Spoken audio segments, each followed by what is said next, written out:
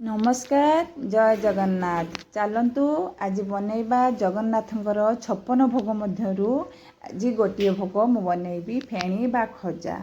माने आगु रथयात्रा आसुची आपण माने थरे बनातु या केमिति बनउची चलतु देखिबा।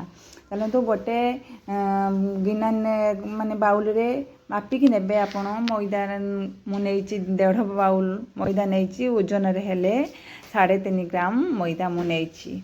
तापरे अल्प लुण पकईची जे कोनोसी मिठा आपण तैयारी करंतु लुणर टिके आवश्यकता अच्छी। लुण न पकेले आमर मिठा अंशटा आसे ना। आउ 2 बड़ चामच मु रिफाइन ऑयल नेची आपण चाहिले गुआ घी मध्य नै पारिबे। ताकू एमिति ताकू फेंटी दियंतु। ताकू गोटे हातर आपण ताकू फेंटंतु जेमिति मैदा सहित घीटा आमर पूरा मैच करदेव। देखो ये गोटे हाथ कली मोर है मुझे 2 हाथ मिसई देची पूरा मिसी आउ अटाटा मैदाटा को आम चकटियापाई मु हाफ बाउल जो बाउल रे मैदा नहीं से बाउल रे मापिकी अधा बाउल मु पानी नहीं एमती चकुड़े से मैदाटा को जमीती माने सॉफ्ट हेनी टाण टिके रही 10 मिनट देखो बुले नहीं चकटी नहीं 10 मिनट रेस्ट रे दे देची। तापरे छोट छोट गोला करिकी माने जमीती आम रोटी तैयारी करचंदी से भली भाव में गोला तैयारी करनबा। तापर देखंतु एपट्रे मु जो गिनारे मैदा नहीं से गिनारे गोटे गिना चीनी नहीं आउ हाफ गिना पानी नहीं आउ अल्प किछि गुजराती गुंड पकेले आमर कौन हुए ना फ्लेवरटा बास्नाटा बहुत भल आसे।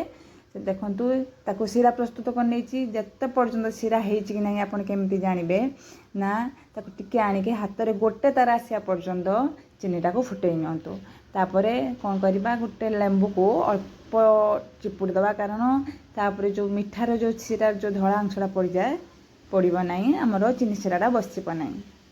तापरे एपटे देखंतु मु जो रुटी गोला कर रखी मैदा को गोली कर रखी ताको रुटी साइज रे आपण बेली नेबे। मु प्रथमे ताको 5टी लेयर ताको बेली नहीं 5टी करिकी रुटी बेली नहीं। प्रथमे गोटे रुटी को एपटे रिफाइन ऑयल किछि पकेकी ताको चारि कोड़े पूरा स्प्रेड कर देली कर देकी तापरे अल्प किछि मैदा चूना पकेकी गोटे परे गोटे गोटे परे गोटे कहिकी 5टी लेयर मु ताको पकेली। एपटे तेल गरम कर नहीं रिफाइन ऑयल नहीं ताको ताको एते जे माने चापिकी ने राउंडिंग करिवे नहीं हल्का भाव में धीरे धीरे करिकी ताको माने राउंडिंग पूरा लंबा आकार ताको प्रेस माने गोले करनेबे। एमिति हमरो फेणीटा एते चापिकी करला द्वारा फुलिबो नहीं तेल रे ताको धीरे धीरे धीरे धीरे करिकी हल्का भाव में ताको मोड़ी देबे। मोड़ी नहीं कि गोटे छुरी साहाय्य ताको छोट छोट पीस करिकी काटी नेबे।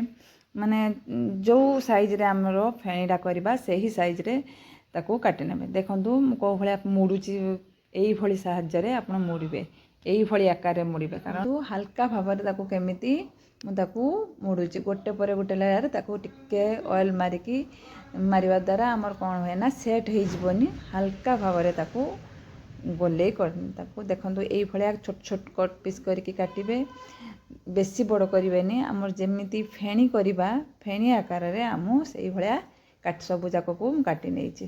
देखंतु मु 5टी रुटी के लेयर कर रहीथली आपण चाहिले बेसी भी नहीं पारंती किंतु 5टी नेइचे अल्प लेयर हवा पई 5टी नेइचे।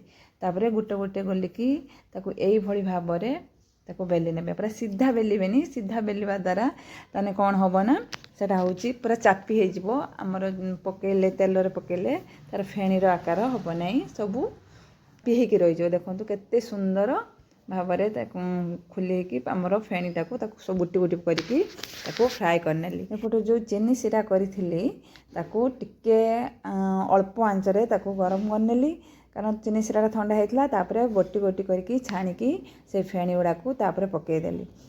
माने मोर 3 थर होता छाणिया 3.5 ग्राम मैदा मो ताको देखंतु गोटी गोटी करके 2 थर କରିକି ଚିନି ସେରାରେ ପକାଇ ଦେଇକି ପ୍ରସ୍ତୁତ କରି ଆଗକୁ ତ ରଥଯାତ୍ରା ଆସୁଛି ଆପଣମାନେ ଏଇଭଳି ପ୍ରସ୍ତୁତ କରନ୍ତୁ। କେମିତି ଲାଗିଲା ମୋତେ କମେଣ୍ଟରେ ଜଣାନ୍ତୁ।